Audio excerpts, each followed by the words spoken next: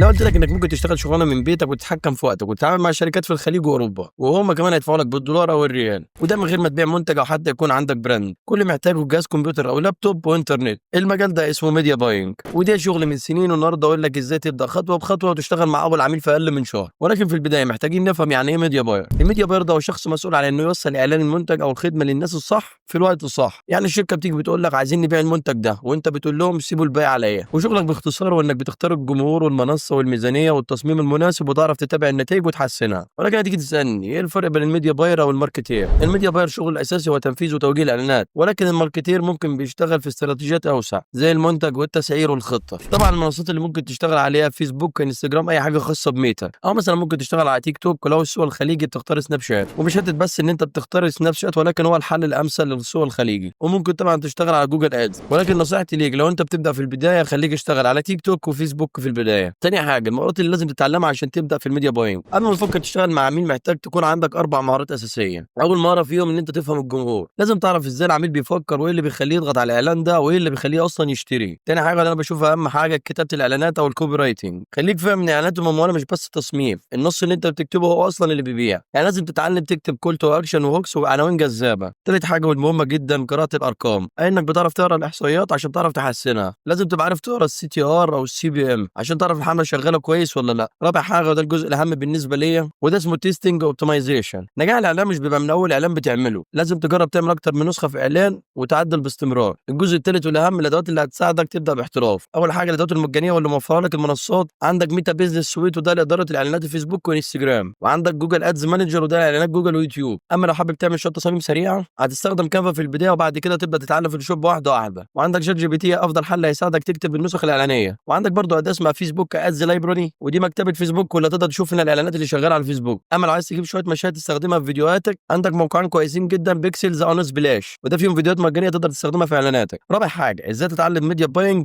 صح من مصادر موثوقه. ادخل على ميتا بلو برنت هتلاقي كورسات رسميه من ميتا. تاني حاجه جوجل سكيل شوب، وده تقدر تتعلم من اعلانات جوجل الرسميه. تالت حاجه في يوتيوب تشانل تقدر تدخل تتعلم من عليها، وانا بفضل المحتوى الاجنبي في النقط دي عشان تعرف تتعلم بشكل كويس وبشكل احترافي ومفصل. ودي اسمها 3 قنوات تقدر تدخل تتعلم من عليهم هيفيدوك جدا. رابع حاجه كورس مجاني مميز على هاب سبوت، وهتلاقيني سايب لك الرابط بتاعهم في الوصف. ملاحظه مهمه جدا بلاش تبدا بكورس مدفوع غالي قبل ما تفهم الاساسيات، لان في كورسات كتير بتبيع لك الوهم و90% منهم بتلاقيه مجاني. اول خطوات عمليه لازم تبدا بيها من النهارده. ابدا اول حاجه ابني اعلان تجريبي لنفسك او لمنتج وهمي. حدد الجمهور وصمم الاعلان واكتب نسخه اعلانيه، وبعد كده حدد هدف الاعلان، يا اما مبيعات يا اما زيارات يا اما تفاعل. تاني حاجه اعمل بورتفوليو صغير حتى لو وهمي، اعمل فيه دراسه بسيطه فيه اعلان وصوره النتائج المتوقعه. تالت حاجه دور على اول عميل صغير ليك من على المواقع اللي انا هقولها لك دي، اما فريلانسر يا اما اب وورك يا اما خمسات، او شوف محل قريب منك واعرض عليه تشتغل له اعلان تجريبي مقابل نتيجه. بس كده. وفي النهايه هديك شويه نصايح من تجربتي الشخصيه في الموضوع ده. اول حاجه فيهم ما تخليش اول حمله فاشله تحبطك، كلنا بدانا كده. تاني حاجه اشتغل على تحسين مهاره الكتابه عندك لانها بتفرق 60% من نجاح الاعلان. تاني حاجه اتعلم تستخرج معلومات من جوجل ترندز والاودينس انسايتس. واهم حاجه لما تشتغل مع عميل اساله عن هدفه الحقيقي، يا اما مبيعات يا اما متابعين يا اما زوار، وده اللي بيحدد كل تفاصيل الحمله. وخليك دايما بتختبر،